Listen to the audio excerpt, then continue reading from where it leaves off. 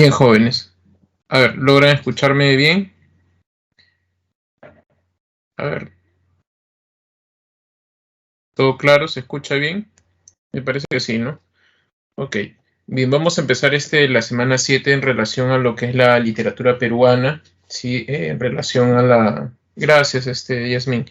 En relación a lo que es la literatura colonial y la literatura de la emancipación. Eh, a ver, nosotros comenzamos a estudiar, digamos, No, primero, hay que definir, antes de empezar, lo que es la literatura peruana, ¿no? En este caso, por ejemplo, vamos a ver también, ¿no? Este es el contenido de la clase de hoy, la literatura colonial, periodos, conquista, el barroco, el neoclásico, ¿no? Algo rápido, por supuesto. La crónica, ¿no? Las características, ¿no? Garcilaso, ¿no? Los comentarios reales, la literatura quechua colonial, ¿no? El teatro yantay, ¿no? La literatura de la emancipación, ¿no? Todos esos detalles del Yarabí, ¿no? Ahí culminamos ahí la clase, ¿no? Bien, primero, característica de la literatura peruana.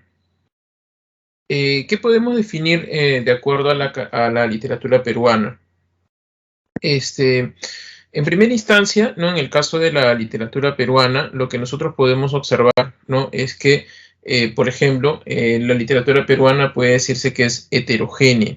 ¿Qué quiere decir esto? Es una literatura que es diversa, una literatura que no se puede representar bajo una sola perspectiva.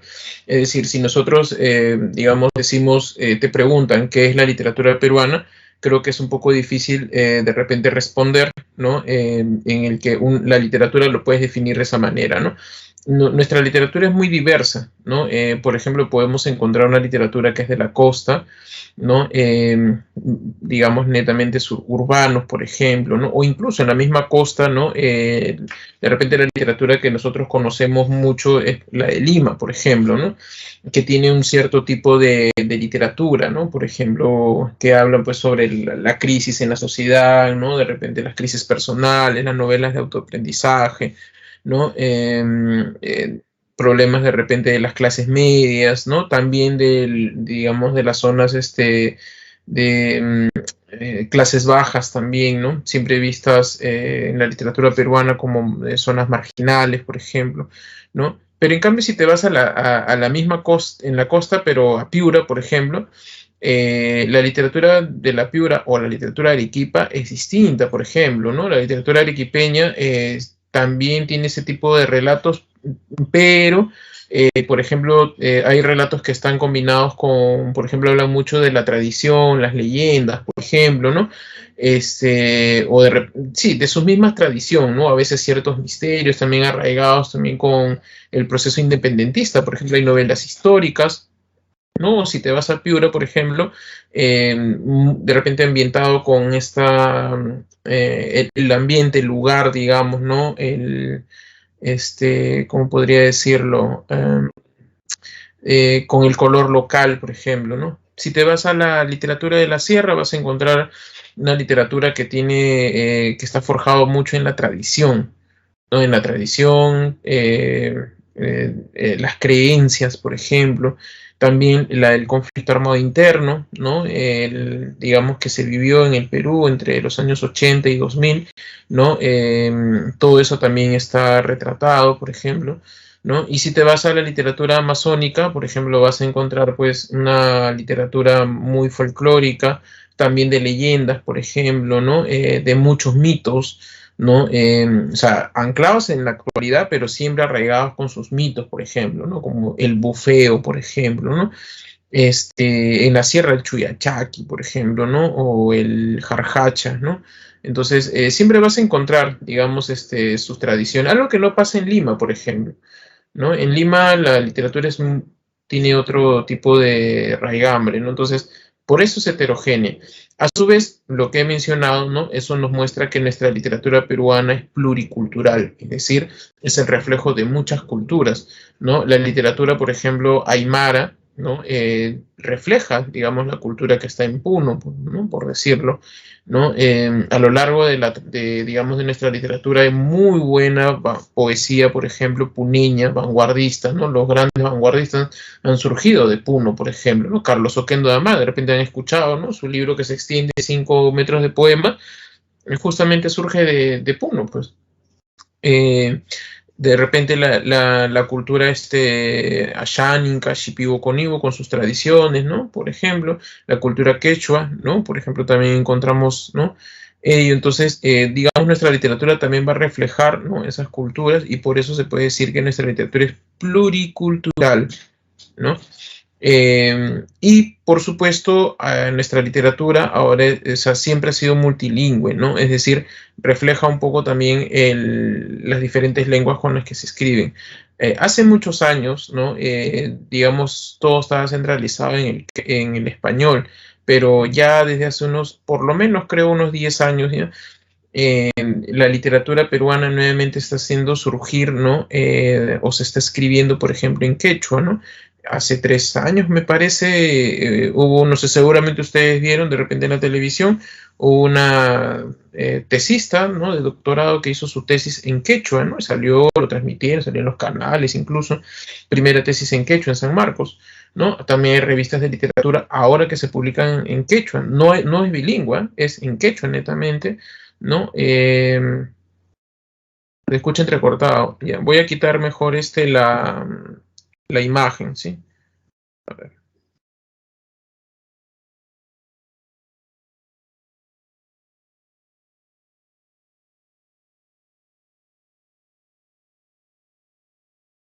A ver, me avisan si pueden escucharlo mejor. ¿A todos les pasaba el mismo problema? ¿No se escuchaba bien? ¿Y lo escuchas bien? No. Uy, entonces no sé quién me dijo, creo que es tu conexión entonces, ¿ah? Parece que es tu conexión. Te diría que te acerques un poco más a tu Wi-Fi o actualiza la página. Sí, porque cuando es, digamos, general, todos me dicen sí, pero eso no se le escucha en general, ¿no? Entonces, a ver, por si acaso he quitado la cámara un rato y lo vuelvo a encender, ¿no? Les decía, ¿no? Que es pluricultural porque, digamos, refleja todas las culturas que tenemos, ¿no? Tenemos la cultura quechua, aymara, ¿no? La cultura xánica, shipibo, conibo, ¿no? Por ejemplo, que nos falta conocer más, ¿no? También esas culturas, por ejemplo, amazónicas, también hacen su literatura, ¿no? Sino que a veces no llega, digamos, a nosotros, ¿no?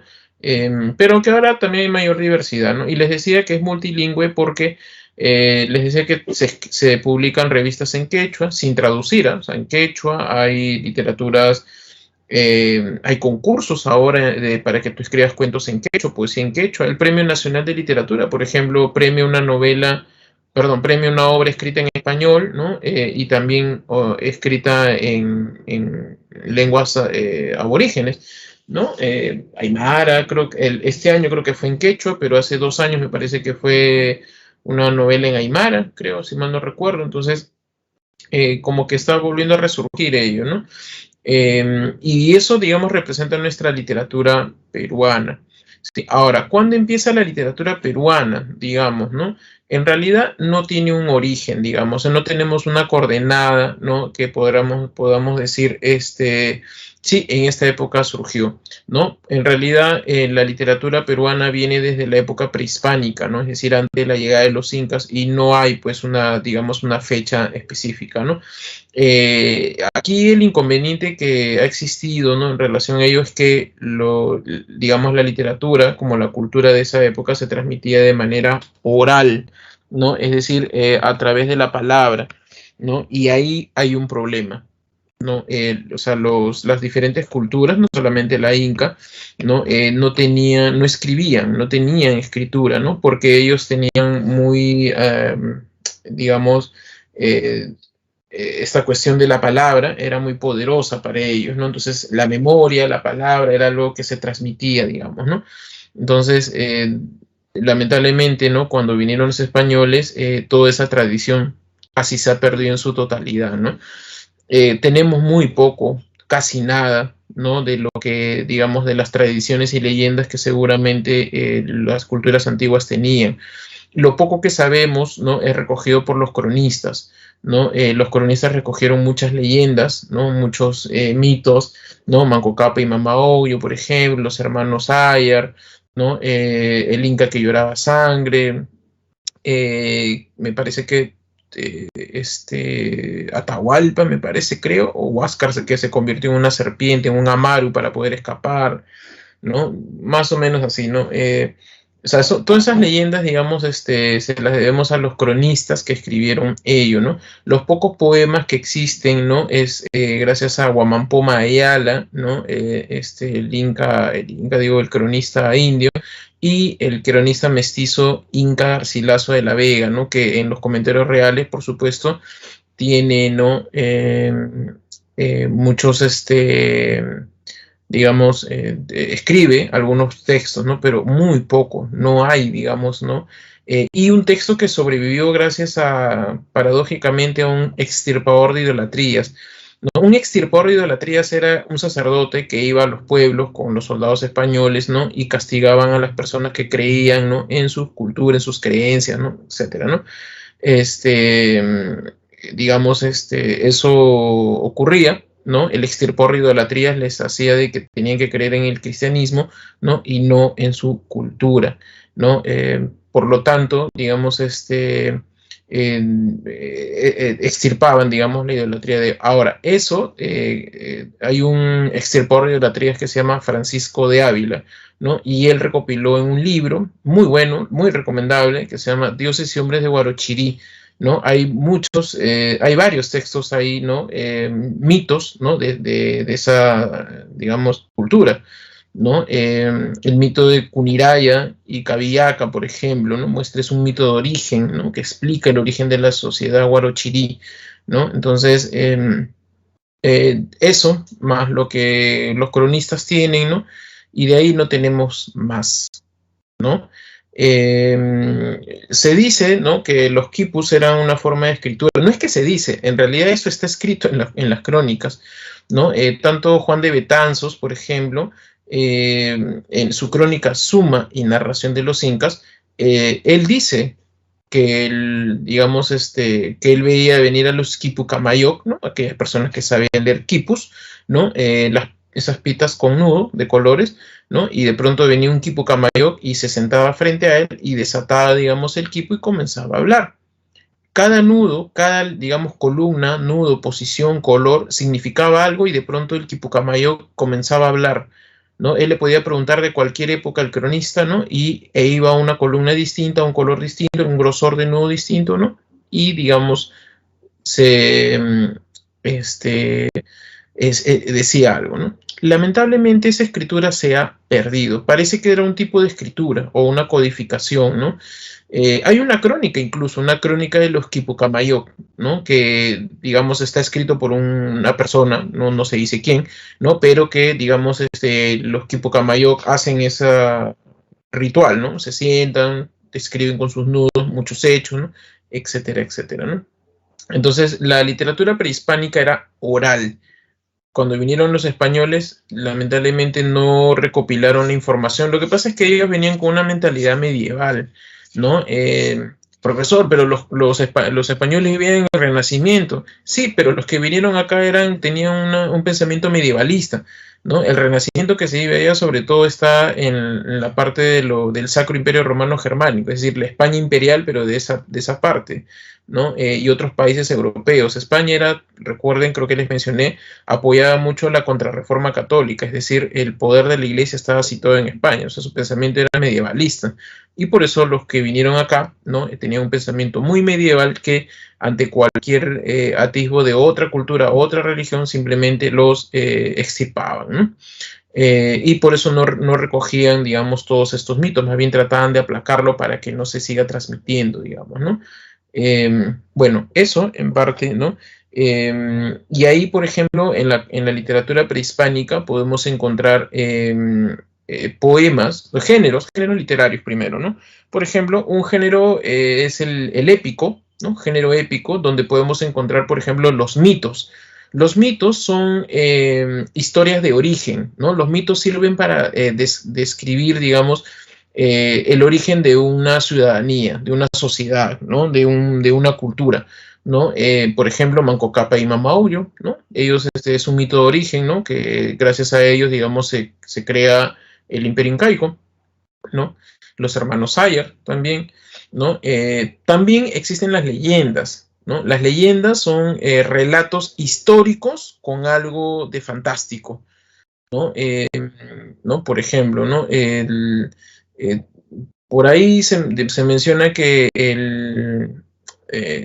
o sea, digamos, hay ciertas exageraciones, ¿no? Por ejemplo, Tupac Inca Yupanqui dice que nunca fue vencido, ¿no? Conquistaba, ¿no? Grandes territorios, ¿no? Casi era como digamos, eh, como un gran conquistador, ¿no? No me acuerdo, tenía un apelativo, o sea, los historiadores le han puesto un apelativo como un conquistador europeo también. Eh, por ejemplo, hay unos relatos de Pachacútec, ¿no? Que, por ejemplo, los soldados, dice, se convirtieron en piedras, ¿no? O sea, para ganar, dice, a los chancas, por ejemplo, ¿no? O también, como les mencioné hace un rato, ¿no? Había un inca, ¿no? Que lloraba sangre, por ejemplo, ¿no? Yaguarhuaca, creo me parece, si mal no recuerdo.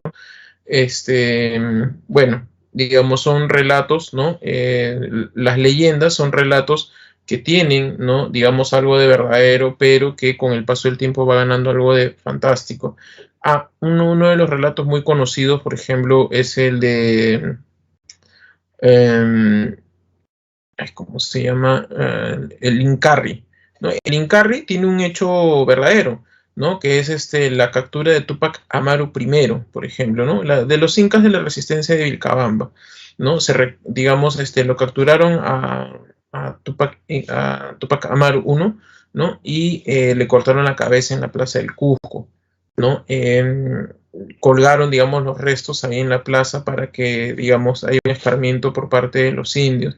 Pero luego el cuerpo y la cabeza desaparecieron, ¿no? Y comenzó la leyenda del Incarri, ¿no? La idea de que el cuerpo fue a buscar su cabeza y la cabeza también al cuerpo.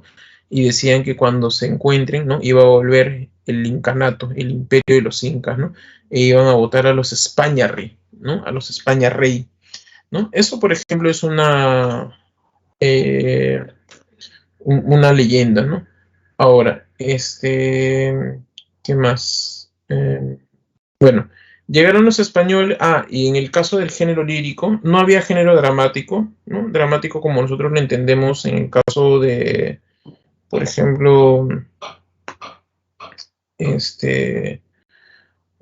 a la manera europea, ¿no? Lo que encontramos en realidad es más bien un espectáculo, no es un género dramático, ¿no? En el género lírico sí encontramos poesía, por ejemplo, a ver si pueden apuntar, el haiji, ¿no? Con H, haiji, con doble L, haiji, ¿no? El haiji es poemas de ceremonia, ¿no? Poemas ceremoniosos, ¿no? Eran poemas rituálicos, ¿no? Que se celebraban, digamos, cuando había una festividad, el haiji. El huanca es un poema fúnebre, ¿no? Moría alguien y se cantaba, pues, el huanca, ¿no? Como una elegía, ¿no? Y el arawi o jarawi, ¿no? Es el poema de desamor, ¿no? Estos tres tipos de poemas, ¿no? Dentro del género lírico, eran cantados por los arabicus, ¿no? Los arabicus, ¿no? Los poetas de aquel momento, ¿no? Bueno, llegaron los españoles, ¿no? E impusieron su cultura y poco a poco su lengua, ¿no? A ese periodo se llama el periodo colonial, ¿no? Y va desde la llegada de los españoles hasta, digamos, la independencia del Perú, ¿no? Eh, eh, en el caso de la literatura colonial podemos encontrar varias etapas, ¿no? Por ejemplo, primero encontramos la etapa de la conquista propiamente dicha, ¿no? En la cual una vez que se ha conquistado el territorio, empieza algo que se conoce como el periodo de estabilización colonial, ¿no? Es decir, comienzan a hacer extirpaciones de idolatrías, comienzan a, digamos, a imponer la lengua, ¿no? Y comienzan a aparecer las primeras crónicas, ¿no? Los cronistas recopilaban la información, ¿no? Que ellos veían, ¿no? A medida que pasaban los hechos, ¿no? Ellos recopilaban esta información, ¿no? Luego, por ejemplo, comienza, ¿no? Digamos, a aparecer el periodo de la crisis de la colonia, ¿no? Esta crisis colonial, ¿no? Es lo que ustedes conocen como el proceso de la emancipación, ¿no? Por ejemplo, ¿no? Este proceso de la emancipación es algo que se va a generar con la rebelión de Túpac Amaru I, por ejemplo, ¿no? Este, esta rebelión, ¿no? Va a producir, ¿no? Que comienza a aparecer la gesta emancipadora y que va a llevar pues hasta digamos, la independencia del Perú, ¿no? Que justamente este año celebramos el bicentenario, ¿no? Luego, ¿no? Una vez que se produce la independencia del Perú, empieza la llamada literatura republicana, ¿no? Esta literatura republicana, ¿no? Va desde 1821 hasta la actualidad y por supuesto tiene diferentes etapas, ¿no? Encontramos en ella el romanticismo, el modernismo, el posmodernismo, la vanguardia, el indigenismo, la generación del 50, ¿no? La poesía de los 60, 70, ¿no? Por ejemplo, ¿no? Hasta la actualidad, ¿no? Ahí encontramos grandes escritores, ¿no? Como Ricardo Palma, Abraham Valdelomar, ¿no? Bryce Echenique, Vargas Llosa, ¿no? José María Argueda, Ciro Alegría, ¿no? Hasta la actualidad, ¿no? Bien. No sé si hay alguna consulta o pregunta. Todo claro, creo, ¿no? Bien, vamos a ver, aquí más o menos podemos ver estos aspectos, ¿no? La época colonial, ¿no? Empieza con la conquista española, ¿no? Y empieza un periodo que se llama desde el siglo XVI, ¿no? Comienzan a aparecer las crónicas. ¿Qué es una crónica? Ustedes se preguntarán. Una crónica es una narración histórica, ¿no? O sea, que tiene, digamos, la finalidad de narrar hechos históricos, pero que tiene mucha subjetividad. Una crónica no puedes tomarlo como una fuente, digamos, totalmente fidedigna, ¿no?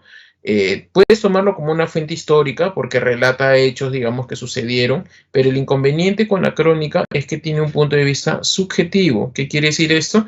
Está sesgado por su opinión del autor, ¿no? Siempre hay opiniones del autor y eso, digamos, dificulta, ¿no? El que haya, pues, una visión objetiva, ¿no? La crónica se parece, ¿no? O tiene mucha relación, por ejemplo, con la historia que conocemos nosotros, ¿no? Pero la historia es objetiva. La historia, cualquier hecho que te narra, lo demuestra. Si no lo demuestra, digamos, no puede ser tomado como historia, ¿no? Narra, ¿cómo lo demuestra? Por ejemplo, con documentos, ¿no? En la actualidad con imágenes, ¿no? De repente con documentos legales, testimonios, ¿no? Etcétera, ¿no? Si no tiene esos elementos, entonces no es considerado historia. ¿La crónica tiene eso? No tiene eso. La crónica simplemente se basa en lo que el escritor escribe, ¿no? Bajo su opinión, bajo su subjetividad, ¿no? Tiene un sesgo, ¿no? Y eso, digamos, va a ocasionar de que no haya, pues, una objetividad, digamos, necesaria, ¿no? Ahora, digamos, ¿cuál es su origen de la crónica, ¿no? El origen de la crónica es, digamos, lo que se conoce como cronología medieval, ¿no? Esta cronología medieval, ¿no? Digamos, era un relato, ¿no? Cronológico de la vida de los reyes carolingios, ¿no? Ahí más o menos empieza, ¿no? Es decir, relatan hechos que suceden, digamos, ¿no? Uno tras otro, ¿no? Pero eran muy breves, muy escuetos, ¿no? No tenían incluso firmas, ¿no? De quién lo hacía, ¿no? En cambio, la crónica sí tiene una unidad, ¿no? Guarda una unidad temática, ¿no? Además, siempre está firmado, ¿no? Y tiene un estilo propio del autor, ¿no?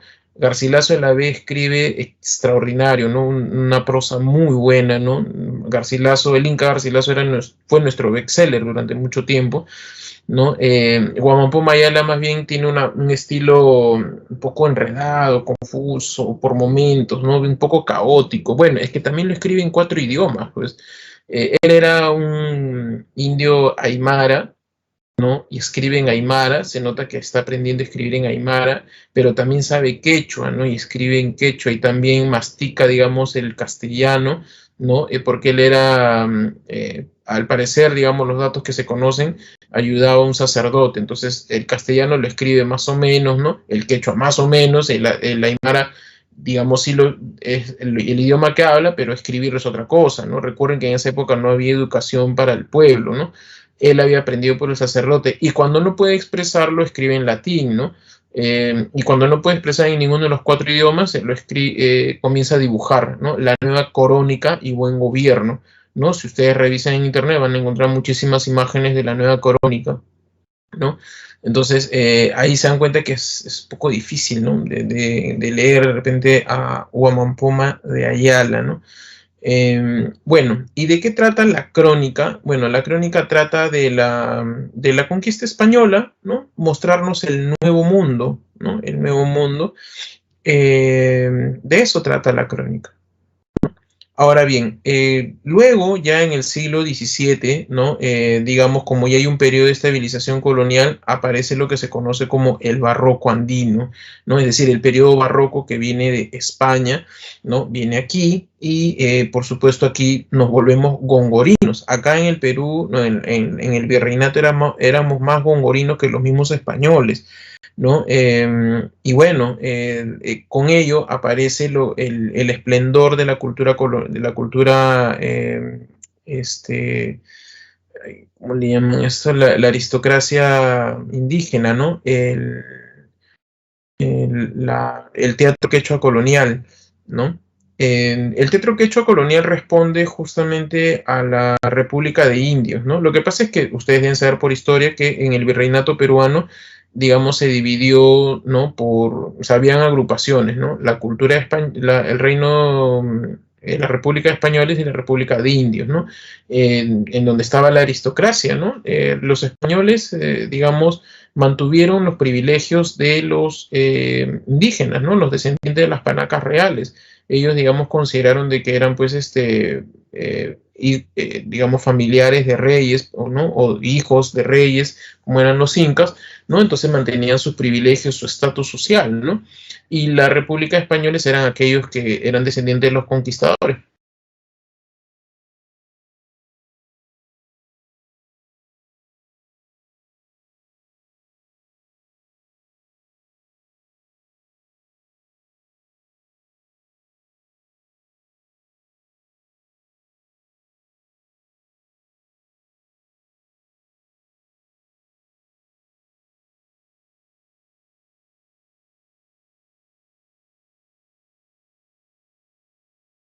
Gabriel Condorcanqui justamente pertenecía a la República de Indios.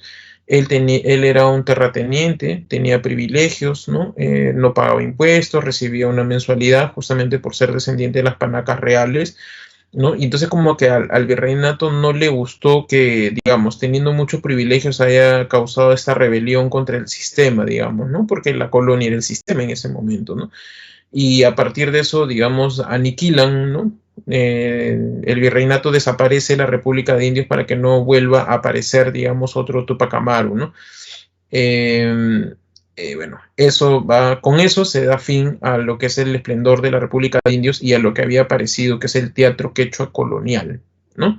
Lamentablemente muchos de los textos del teatro quechua colonial han desaparecido, solo nos quedan aproximadamente unos 10, yo he tenido la fortuna de leer esos 10, ¿no? Y puedo decir que el Ollantay es la gran obra, ¿no? Los temas son netamente incaicos, por ahí hay un tema griego, el sueño de Endymión y Racto y Proserpina, por ejemplo, dos teatros, y a veces también está algo relacionado con la Biblia, ¿no? Por ejemplo, Amar su propia muerte, que es un relato sobre una historia que hay en la Biblia, pero después en general la mayoría tenían este corte incaico, digamos, ¿no? Una vez que se produce la rebelión, ¿no? De Tupac Amaru, comienza toda esta gesta emancipadora y a ella llega pues la escuela neoclásica, ¿no? La emancipación, digamos, la emancipación es el periodo, la escuela literaria que acompaña a la emancipación es el neoclásico, ¿no? ¿Por qué se da el neoclásico aquí? Porque recuerden que en España ya se estaba dando, ¿no? Los franceses inauguran el clasicismo en 1650 aproximadamente, y por supuesto, y cuando invaden España, o mejor dicho, se afrancesa España por la asunción de Felipe V, Felipe d'Anjou, ¿no? O la Casa de los Borbones, lo que va a ocurrir es que, digamos, se afrancesa totalmente España y por supuesto nosotros éramos colonia y obedecíamos todo lo que se daba en España, ¿no? Y se produce pues también la influencia neoclásica aquí, ¿no? Entonces aquí, digamos, comenzamos a leer pues a los latinos, ¿no? En el convictorio de San Carlos, actual Casona de San Marcos, ¿no? Ahí se enseñaba neoclásico, ¿no? Se leía a Ovidio, a Virgilio, ¿no? A Horacio, ¿no? Se aprendía latín, ¿no? Es por eso que no es casual, ¿no? Que tú encuentres a un Mariano Melgar, ¿no? Que ha aprendido ello, ¿no? Y traduzca, pues, a Ovidio, algo de Virgilio, ¿no? Por ejemplo, ¿no? Entonces, y tenga una gran cultura, ¿no? En la cual fusiona, ¿no? El elemento andino, como es el arahui, con las formas neoclásicas y de la cual aparece el yarabí, ¿no? O sea, no es que un autor nace de la nada, sino que también responde mucho a su contexto, ¿no? Como les había mencionado, ¿no? Regresando un poco al aspecto de la crónica, ¿no? Tiene una pretensión histórica, no es, digamos, una historia, porque ya les dije, no prueba todo lo que dice, ¿no? O sea, lo que pasa es que, como les digo, los relatos, ¿no? Pueden ser, digamos, históricos, pero el problema es del punto de vista con el que lo toca. Por ejemplo, Pedro Cieza de León, el llamado cronista del Perú, era un conquistador español. Él dice pues que Pachacútec, ¿no? Luego de haber escuchado a los Quipucamayo, él considera que Pachacútec es un gran gobernante mejor que Carlos V, ¿no? Así tiene una opinión muy certera, ¿no? Hasta mejor que el emperador Augusto de Roma, dice, ¿no? Porque en 90 años Pachacútec logró crecer, ¿no? O sea, hizo, digamos, ¿no? Que en 90 años la cultura incaica, pues, tenga un esplendor, ¿no? Pero eso es una opinión que puede ser cierto o no, pero no lo prueba, pues. No es una opinión muy subjetiva, ¿no? De Cieza de León, ¿no? Por eso carece de visión crítica, ¿no? Como ya les dije, está marcado por el estilo del autor, ¿no? Muestra la nueva realidad, el mundo nuevo, ¿no? En fin, ¿no? Y bueno, para, digamos, terminar con este aspecto de la crónica, vamos a ver al Inca Garcilaso de la Vega. El Inca Garcilaso de la Vega, recuerden que era hijo de un conquistador español, ¿no? Garcilaso de la Vega se llamaba su papá, ¿no? Que era primo del poeta español Garcilaso de la Vega, ¿no? Y también era hijo de una princesa, ¿no? Inca, Isabel Chimpuoglio, ¿no? Se casaron ellos, ¿no? Y bueno, tuvieron a su hijo un mestizo, ¿no? Y él escribe las dos crónicas, ¿no? O sea, escribe varios textos, ¿no? Los comentarios reales tiene dos partes, ¿no? La primera, comentarios reales, con la cual se publica en vida, ¿no? ¿Y de qué trata? Trata de, digamos, el incanato, ¿no? La primera parte habla, pues, sobre el imperio de los incas, la conquista. A ver, la primera parte escribe sobre las culturas anteriores a los incas, la conquista española, ¿no? Muy breve, ¿no? Perdón, las culturas antiguas, los incas, ¿no? Te describe todo, genealogía de los incas, dioses, lugares, creencias, ¿no? El origen del nombre de Pirú, ¿no? Cómo se hizo, ¿no? Etcétera. Todo eso, todo el incanato te habla, ¿no? Y termina los comentarios reales termina con la llegada de los españoles, ¿no? O sea, así termina. La segunda parte, ¿no? De los comentarios reales se publicó póstumamente, ¿no? Y salió publicado con el título de Historia General del Perú. Pero ojo, ese título no lo da Garcilaso de la Vega, ¿no? El Inca siempre habla de que es la segunda parte, sino que ese título lo puso la editorial, ¿no? Como él ya había muerto, ¿no? Sale con ese título, ¿no? La Historia General del Perú. Se publicó en España, ¿no? Y digamos, ¿y de qué trata la segunda parte? De toda la conquista española, ¿no? Habla pues de los 13 del Gallo, ¿no? De la captura de Atahualpa, ¿no? Reivindica mucho a su padre, ¿no? El conquistador Garcilaso de la Vega, y refiere, digamos, habla contra Atahualpa, ¿no? Porque el Inca Garcilaso, ¿no? Pertenece, digamos, a la panaca de Huáscar, ¿no? Por eso se entiende que hable muy mal, ¿no? En contra de Atahualpa, que lo dice que es un Inca usurpador, ¿no? No es un Inca cusqueño incluso, ¿no? Bueno, de eso tratan las dos partes, ¿no? La primera parte tiene como características, tiene un carácter enciclopédico, ¿no? El caso de la primera parte, ¿no? Es como si fuera una enciclopedia, pero lo que pasa es que, o sea, por ejemplo, tú buscas en el índice el nombre del Perú, vas y ubicas en esa página el nombre del Perú. El problema es que, bueno, no es un problema, ¿no? En realidad es que el texto está narrado, ¿no? O sea, hay una narración literaria, ¿no? Y por eso el texto es muy, muy, muy bueno, ¿no? No es como un diccionario, ¿no? Que tú buscas y está totalmente sintético, ¿no? No, aquí hay una narración, digamos, ¿no? Este, luego tiene influencia de Blas Valera, ¿no? Blas Valera es un cronista chachapoyano, ¿no? Que escribió una crónica en latín que desapareció, hasta el día de hoy no aparece, ¿no? Que le sirvió como fuente de inspiración, digamos, ¿no? Al Inca Garcilaso de la Vega para escribir los comentarios reales, ¿no? ¿Qué más? Carácter enciclopédico, influencia de Blas Valera. Bueno, y en la segunda parte, y como ya les dije, tiene la intención de reivindicar a su padre, ¿no? Las dos crónicas manejan un estilo armonioso, ¿no? Realmente es muy grato leerlo, ¿no? Al Inca Garcilaso de la Vega.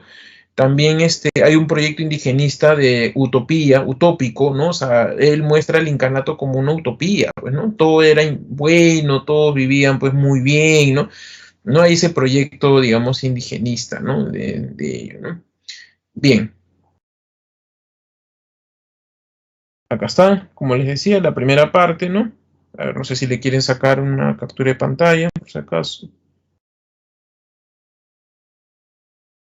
En la primera parte también se critican las anteriores cronistas. Es que el Inca Garcilaso escribe bastante mayor ya la crónica. Y ya casi todos los cronistas habían escrito, ¿no? Y ya no escribían crónicas, ¿no? Entonces él es uno de los últimos, ¿no? Y critica pues a los cronistas que hablan mal del incanato, ¿no? Él cree que tiene la verdad, ¿no? Por eso se llama comentarios reales, ¿no? Que tiene esta connotación de verdaderos, fidedignos, ¿no? Por ejemplo, ¿no? Y también parte de la realeza, ¿no? Porque siempre habla que él escuchó la historia de los incas, dice, ¿no? A través de la leche materna de su madre, dice, ¿no? Bien. El teatro quechua colonial, ya les dije, ¿no? Más o menos el contexto, ¿no? Y va desde mediados del siglo XVII el esplendor, ¿no? De esta cultura quechua colonial hasta el siglo XVIII, ¿no? Están en lengua quechua, ¿no? Y por supuesto tienen la influencia del siglo de oro, porque recuerden que es la influencia del barroco, ¿no? Y por supuesto los escritores, ¿no? Son muy diestros en ello, ¿no? Manejaban el verso, la idea del personaje gracioso, ¿no? Bueno, y otros aspectos más, ¿no? El género es el dramático, ¿no? El autor anónimo, en el caso de Ollantay, ¿no? Tiene la lengua original es el quechua, posiblemente se compuso a finales del siglo XVIII y se asegura de que al parecer se representó frente a Tupac Amaru II.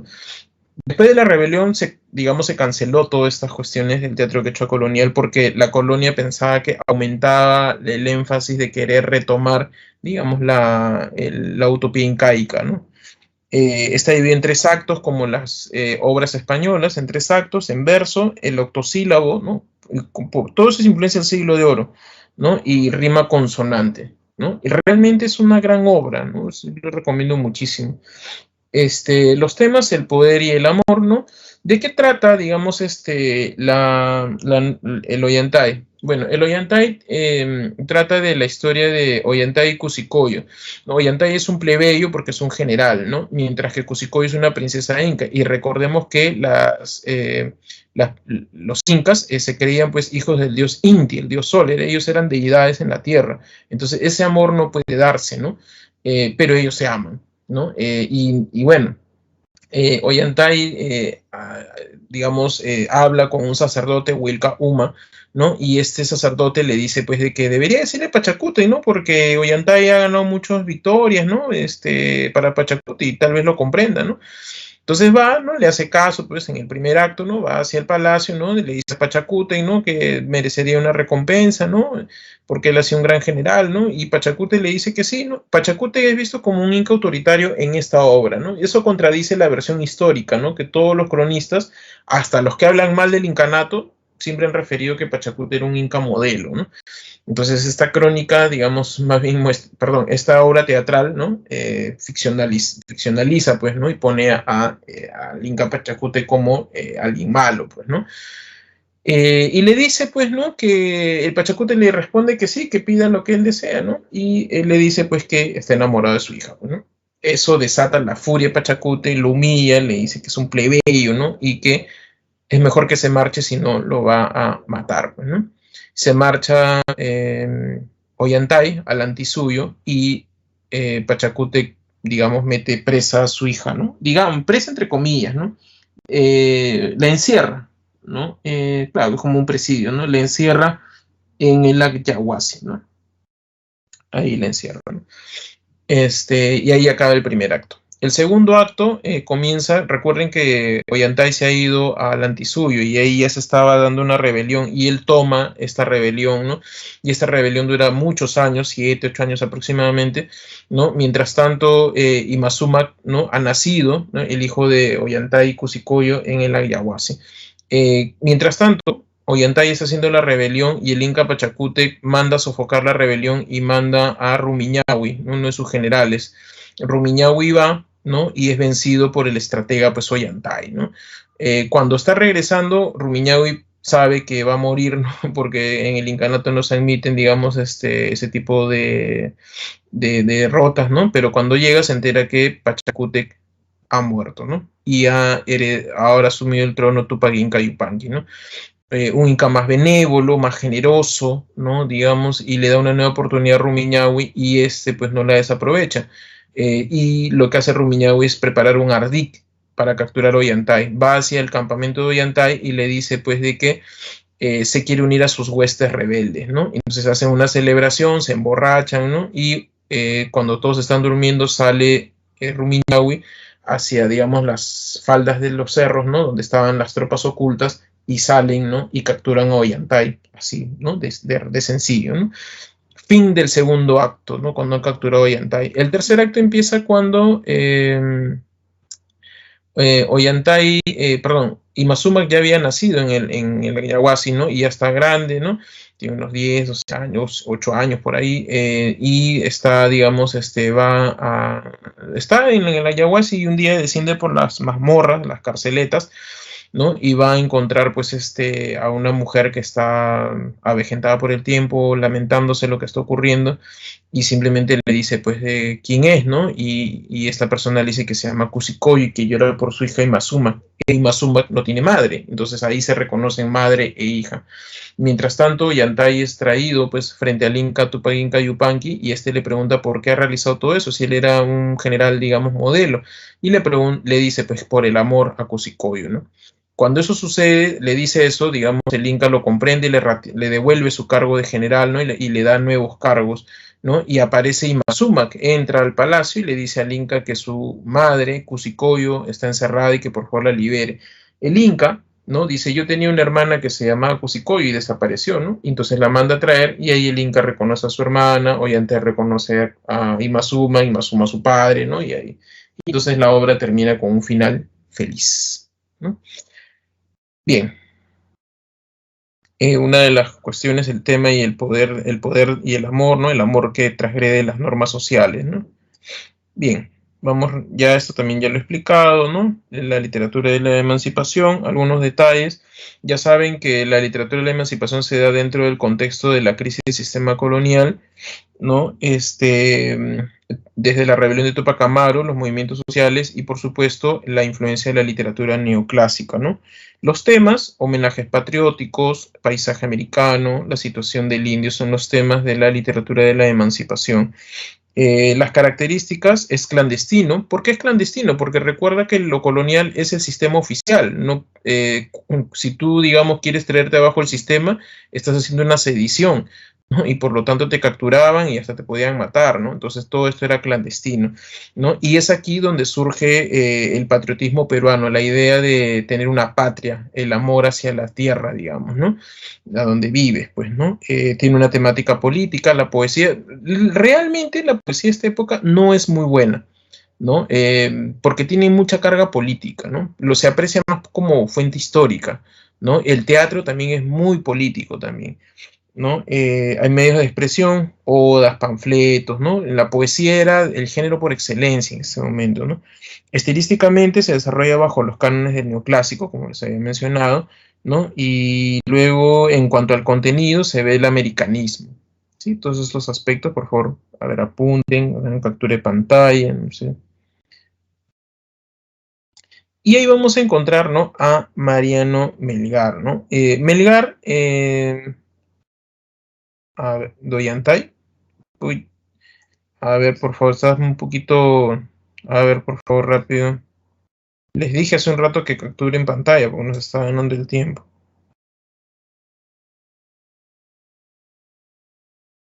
¿Sí? ¿Ya puedo pasar?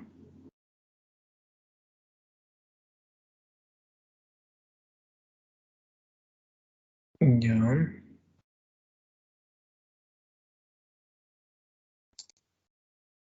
Bien, Mariano Melgar, ¿no? No es un romántico. Profesor, pero habla de amor. Pero el romanticismo no es hablar de amor, en realidad. No siempre hay que tratar de sacarnos ese cliché que nos han dado, ¿no? Eh, Melgar no puede ser un romántico por algo muy sencillo. El romanticismo surge para contraponer al neoclásico, ¿no? Y digamos, aquí lo que va a ocurrir es que simplemente Melgar más bien está influido por los cánones neoclásicos. Entonces, por eso no puede ser, digamos, romántico por ese aspecto, ¿no? A ver un ratito.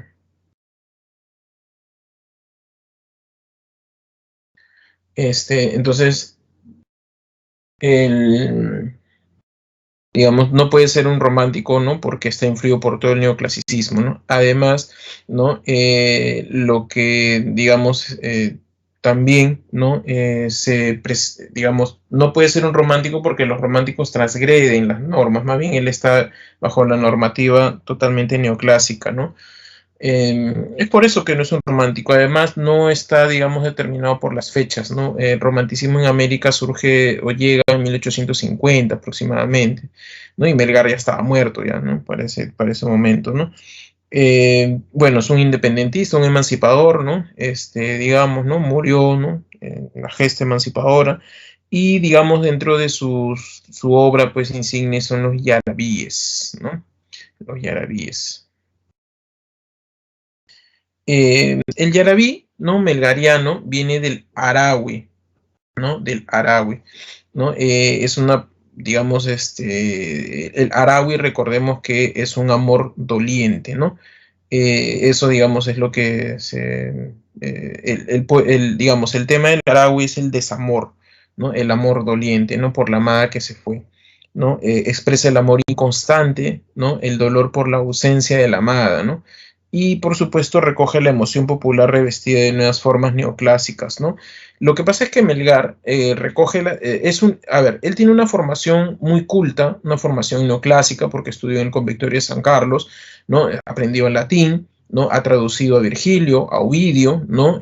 Hace odas, ¿no? A la manera latina, pero de pronto él comienza a recoger la tradición andina, la cultura popular, la literatura andina, recoge toda esa emoción indígena, ¿no? Y con lo que él conoce, digamos, de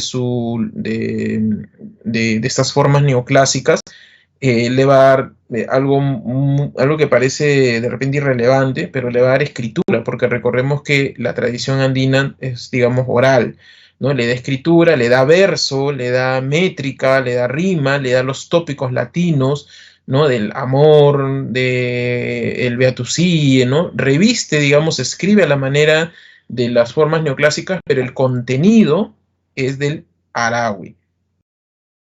del Araui, ¿no?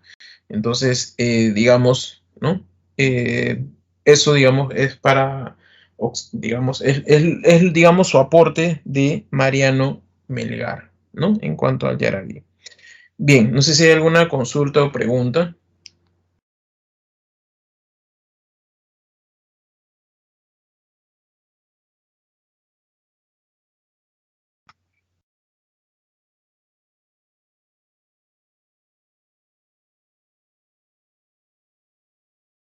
¿Alguna consulta?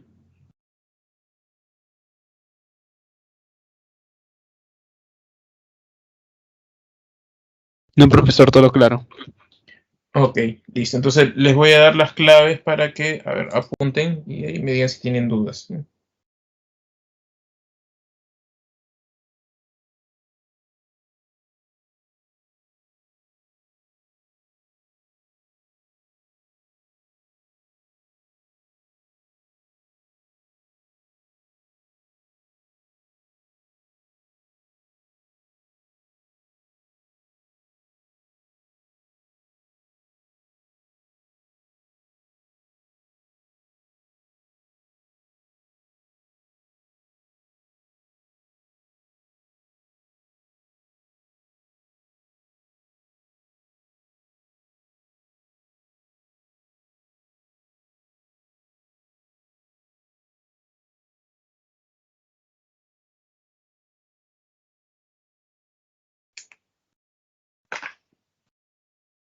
Bien, en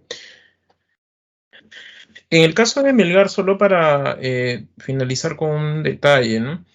Eh, Melgar realiza el Yarabí, pero no es que, digamos, o sea, no vayan a creer que Melgar, digamos, ¿cómo podría decirles?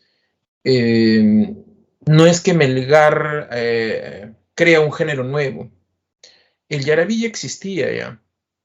Sí, el yarabí ya existía. Si ustedes leen el teatro quechua colonial, en el teatro hay yarabíes, ¿no? Hay yarabíes ahí, ¿no? Entonces ustedes se dirán, entonces, ¿por qué es importante si antes se creaba? Lo que pasa es que Melgar le da el aspecto culto al yarabí, ¿no? Es decir, al revestirle formas neoclásicas y ponerle métrica, rima y todos esos aspectos, le da el aspecto culto y lo hace ingresar, digamos, a la literatura académica, culta, ¿no? Digamos, porque recuerden que el yarabí era popular, ¿no?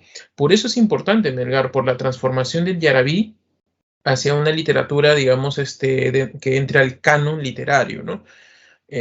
Incluso les comento que Melgar no tituló sus poemas como yarabíes, por si acaso. Melgar ni siquiera publicó los yarabíes, ¿no? Sino que algo de 60 años después, me parece, su sobrino nieto recopila todos sus textos y lo publica, ¿no? Como poema, poesía, me parece, y él le coloca los títulos de yarabí. O sea, si tú lees los poemas, por supuesto son yarabíes, ¿no? Pero no, él no le había puesto el título, entonces ya se le coloca como yarabíes, ¿no? Yo hace poquito, ¿no? Me llegó esa edición, ¿no? Yo soy un coleccionista de primeras ediciones, ¿no? Tengo esa primera edición de 1870, que es la primera que sale, ¿no? Y realmente, pues, no comprueban lo que les estoy diciendo, pues, ¿no? Bien, chicos, el aporte de Melgar es la fusión entre la literatura popular y la literatura culta, ¿no? Bien, entonces, si no hay dudas, nos quedamos aquí, nos vemos la siguiente semana. Muchas gracias, chicos y chicas. Hasta luego, espero que haya todo quedado claro.